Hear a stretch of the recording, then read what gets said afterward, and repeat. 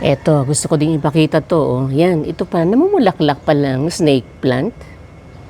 Ayan yung bulaklak niya, oh. Ito, ganito pa lang yung bulaklak ng snake plant. Ayun.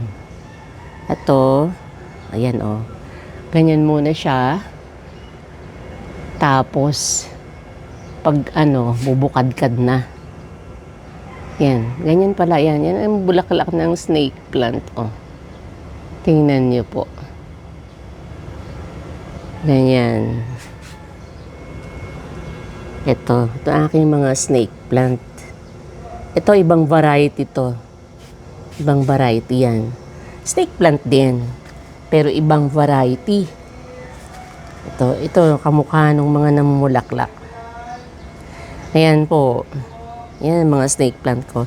Hindi ko to masyadong dinidiligan kasi sabi nila, mabubulok daw. Oo nga, mamamatay. Kaya, yung ibang mga halaman, dinidiligan ko. Sila, hindi ko dinidiligan. Yan, mga once a week lang. Once a week ko lang to dinidiligan.